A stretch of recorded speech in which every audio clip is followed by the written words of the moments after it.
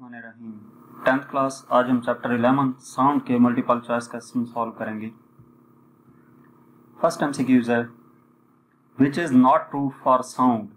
Sound is produced by vibrating body, sound travels due to variation of pressure in air, sound transfers energy along with matter of medium, sound is compressional and longitudinal wave. तो इनमें से हमारे पास पहला, दूसरा और तीसरा option correct है, ये साउंड के लिए ठीक है। लेकिन जो सी ऑप्शन है कि sound transfers energy along with matter of medium, ये ठीक नहीं है। ये क्यों ठीक नहीं है, इसकी हम रीजन देखते हैं। हमारे पास पार्टिकल जो होते हैं किसी भी मीडियम के, वो जब एनर्जी एक्वायर कर लेते हैं, यानी कि उन्हें जो भी साउंड एनर्जी मिलती है वो नेक्स्ट पार्टिकल्स को ट्रांसफर करते हैं। इस तरह से particle to particle energy transfer होती है, ना कि पार्टिकल्स खुद मूव करते हैं। मीडियम के पार्टिकल्स खुद मूव नहीं, मतलब एक पॉइंट से दूसरे पॉइंट तक पार्टिकल, उस मीडियम के पार्टिकल्स खुद मूव नहीं कर रहे होते, बल्कि एनर्जी मूव करवा रहे होते हैं। तो जो सी वाला ऑप्शन है ये साउंड का हिस्सा नहीं है, साउंड के लिए ट्रू नहीं है। नेक्स्ट एमसीक्यूज है, sound travels faster in rubber, air, water, steel. आपको ये मालूम है कि साउंड को ट्रैवल करने के लिए किसी मीडियम की ज़रूरत होती है, और मीडियम हमारे पास सॉलिड, लिक्विड या गैस तीन हैं। तो जो सॉलिड्स हैं उनमें फास्टेस्ट एयर ट्रैवल करती है। तो यहाँ पर सॉलिड हमारे पास कौन सा है, रबड़ और स्टील। जो इसमें स्टील है वो, एयर हमारे पास गैस है, वाटर लिक्विड है, रबड़ सॉलिड है, स्टील भी सॉलिड है, लेकिन स्टील रबड़ की निस्बत ज़्यादा सॉलिड है। तो इस वजह से यहाँ पर स्टील ऑप्शन ठीक होगा।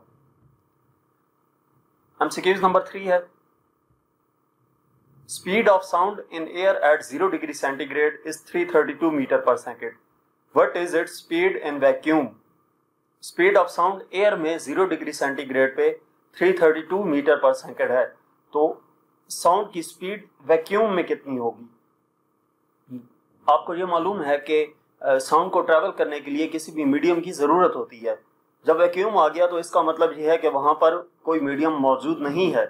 जब कोई मीडियम नहीं होगा तो वहां पर स्पीड ऑफ साउंड ट्रैवल नहीं कर सकेगी, यानी कि 0 होगी वहां पर स्पीड।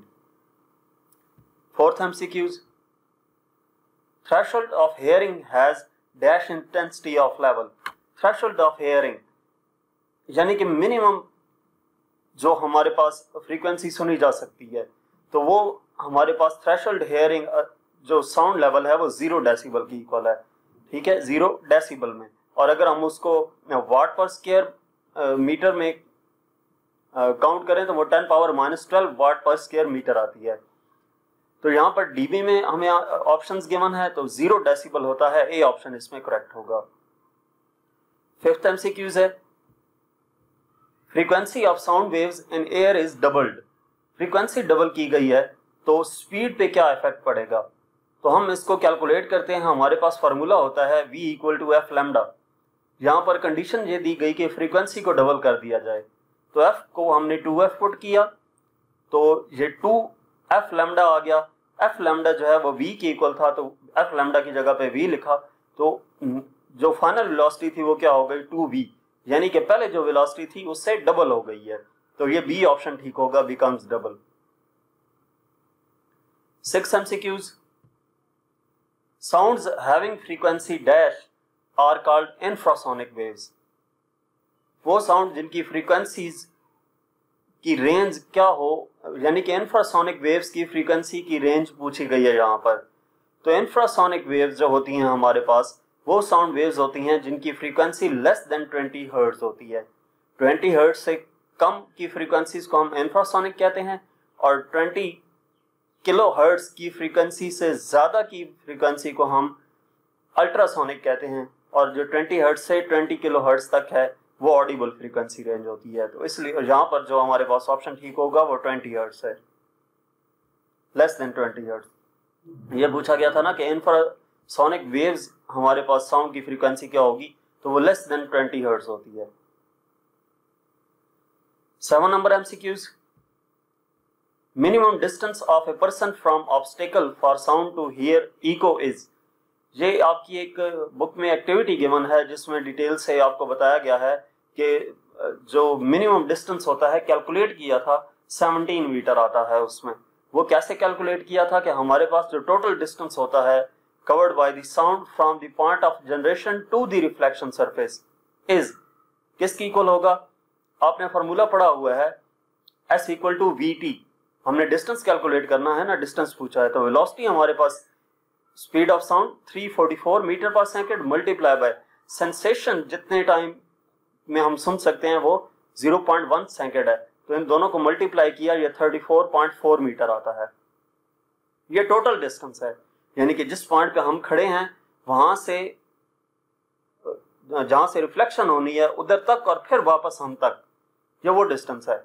तो हम इसको हाफ करेंगे तो वो हमारे पास 17 मीटर आता है। ए ऑप्शन करेक्ट होगा, क्योंकि यहां पर वाइब्रेटिंग बॉडी से ऑब्स्टेकल तक का डिस्टेंस पूछा गया था, तो ये 17 मीटर ऑप्शन करेक्ट होगा। MCQs number 8, Which of following properties of waves is directly related with loudness of sound? इनमें से कौन सी प्रॉपर्टी डायरेक्टली रिलेट कर रही है लाउडनेस के साथ? तो लाउडनेस एम्पलीट्यूड पे डिपेंड कर रहा होता है, डायरेक्टली प्रोपोर्शनल होता है एम्पलीट्यूड के साथ, कि अगर एम्पलीट्यूड इंक्रीज करेगा तो लाउडनेस भी इंक्रीज कर जाएगी, तो ये डी ऑप्शन करेक्ट होगा। MCQs नंबर 9 है, intensity of threshold of pain loudest audible sound without pain to ears. जो intensity of threshold of pain है, यानी कि loudest audible sound without pain to ears, यानी कि जो लाउडेस्ट ऑडिबल साउंड है, मैक्सिमम एम्पलीट्यूड की ऑडिबल साउंड जिसके जरिए से ईयर्स को पेन ना हो, वो कितनी होगी? तो वो हमारे पास 1 वाट पर स्क्वायर मीटर होती है। इसके बाद लास्ट MCQs है इस चैप्टर का, silent whistle is used to train dog. Silent whistle use की जाती है डॉग को ट्रेन करने के लिए। When trainer blow the whistle, जब ट्रेनर वो विसल ब्लो करता है तो human beings do not hear it but dogs do listen. वो इंसानों को सुनाई नहीं देती लेकिन डॉग्स को सुनाई देती है। उसकी पॉसिबल फ्रीक्वेंसी क्या हो सकती है?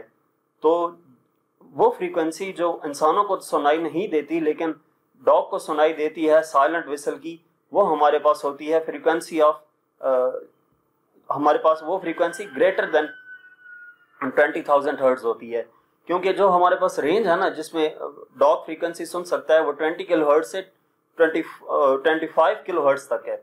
So they are above the range of human हेयर, यानी कि फ्रीक्वेंसी ग्रेटर देन 20,000 हर्ट्ज, ये डी ऑप्शन इसका करेक्ट होगा। तो यहाँ तक हमारे पास इस चैप्टर के MCQs थे। मजीद किसी भी चैप्टर का एक्सरसाइज सोल्यूशन देखने के लिए आप हमारी वेबसाइट विजिट कर सकते हैं। इसके अलावा आप हमें इंस्टाग्राम, फेसबुक और यूट्यूब पर फॉलो करें। Thank you.